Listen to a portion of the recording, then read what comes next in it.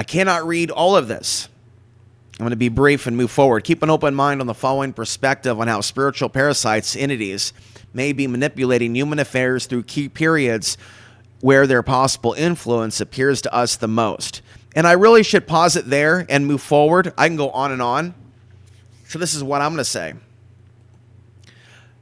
I think that there may be something going on with regards to the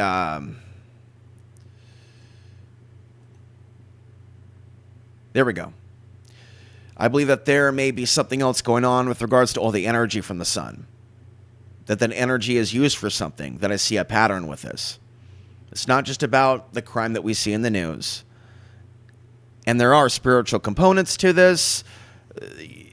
There are probably out there people having a great time right now, right? But that which gives us life also gives life to other forces of evil that are manipulating humanity.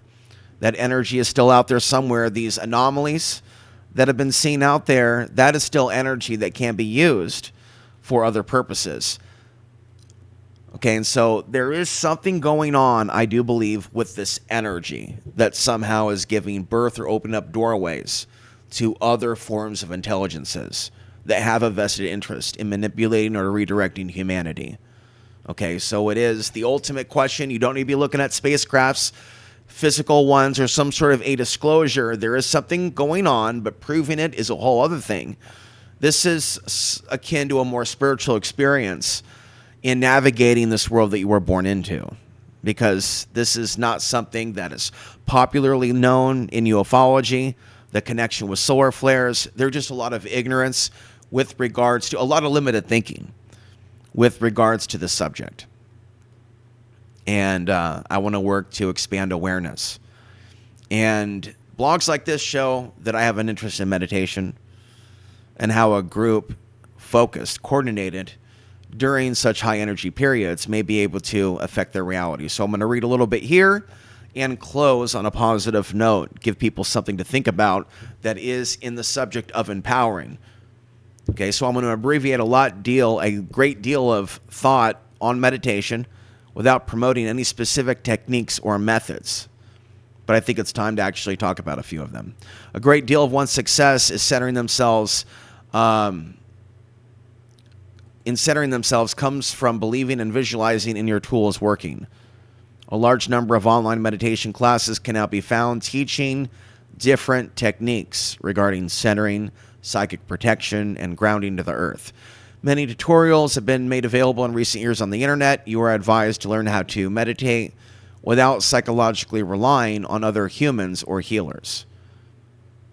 This is important to understand, and we are all tasked with upholding rules of internal balance. As an ongoing practice, I suggest engaging in meditation for limited periods under the sun without exposing yourself. Sunrise and sunset are recommended. Adjusting to the changes and flux of the Earth's magnetic field will become more important as time goes on. Some geographic areas may have more chaotic magnetic fields than others. Portland, for example. My sensitivity to the changes in Portland. This has been part of my psychology for years as to how I'm responding energetically to my environment, like I am now.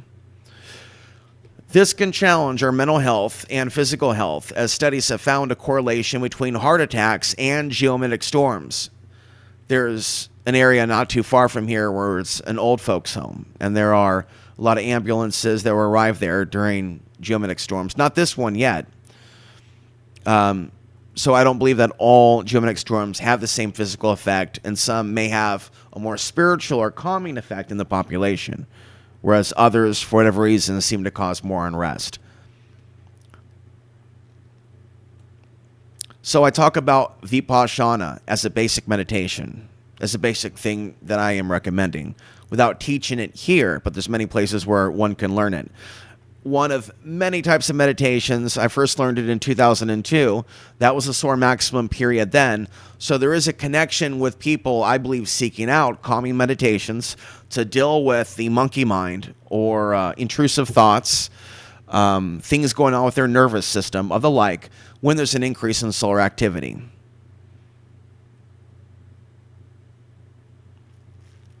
And I cite Alexander Chizetsky, who came up with the term human mass excitability in relation to the sun's activity. Let's see. I have seen the recurring synchronicity of solar flare researchers sharing new or even similar ideas during similar years or periods where the solar cycle is rising after a solar minimum period. The term 100th monkey syndrome could define a way in which this process may be working. When one learns a new idea or understanding, it spreads to other elements of the species. I remember how many writers and researchers, including myself, could be seen waking up to the potential incoming results or effects of the changes of the sun as solar cycle 24 was beginning to rise. So I'm looking back to 2009. It never seemed random to me at the time, and it already appeared to me to be a collective energetic response to the solar cycle firing back up. And that is happening right now. So I talk about a meditation regarding visualization of a protective sphere around the body's aura, and imagining that the powerful circular shield is also a mirror that reflects all external energies away from you, back to the sender. And there's other versions of this in which the energy is not sent directly, but neutralized, or a body of glass meditation. There's different techniques out there. I engage in a number of them, but right now I'm not going to do any guided ones. I would rather be in a better place than this to be doing that.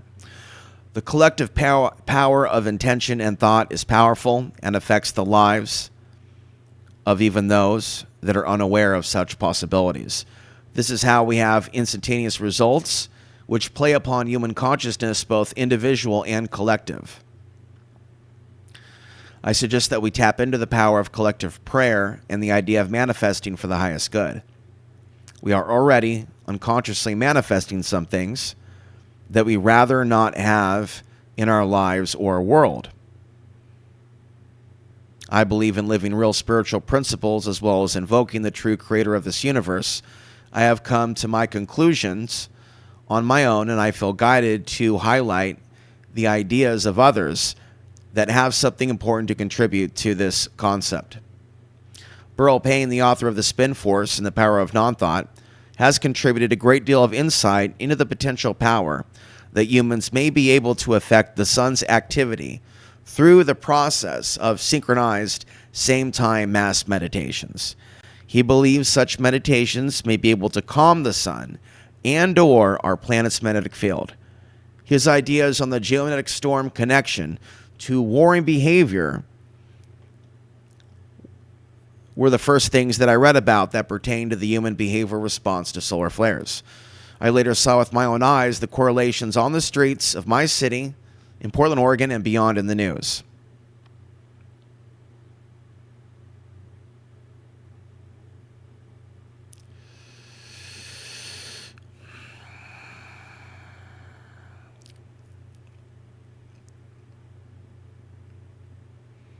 Now, Dion Fortune was a spiritualist in Britain who had a secret group to whom she sent letters in which collective prayers and intentions were applied by her followers against the rise of the Nazi regime during World War II.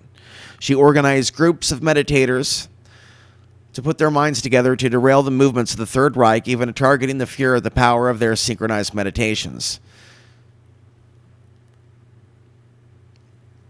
She invoked archangels and the spirit of King Arthur, his knights, Merlin, and other sacred symbols, such as the sacred cross, that were already deeply embedded in the collective British psyche.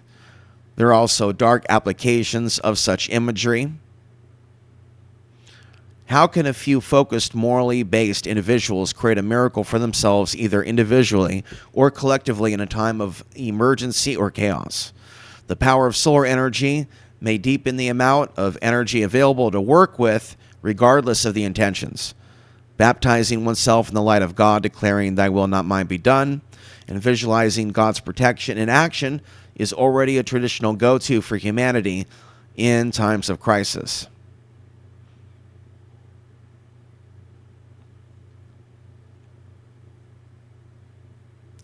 Certain Native American sites may be used by modern shamans in certain protection rituals, as they are known to be power centers that shamans of the future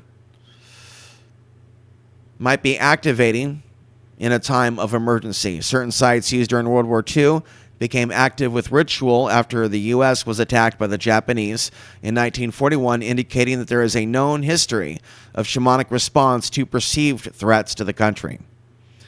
I believe the power of God can work through the four elements of earth, air, fire, and water.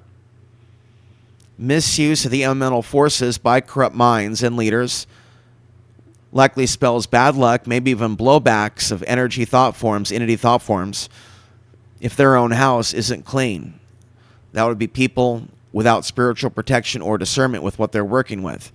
A high state of morality and a stable energy field around their entire energy body is the subject of a talk by Manly P. Hall on the energy fields around the human body. These ideas of spiritual protection can be put into place on the micro, macro levels by humans free of lower energies, mindsets, or lower selves in control of their decision making.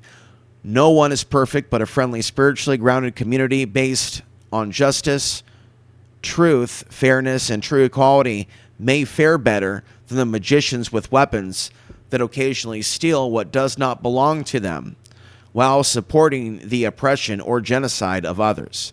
Do good deeds, and good deeds shall be returned.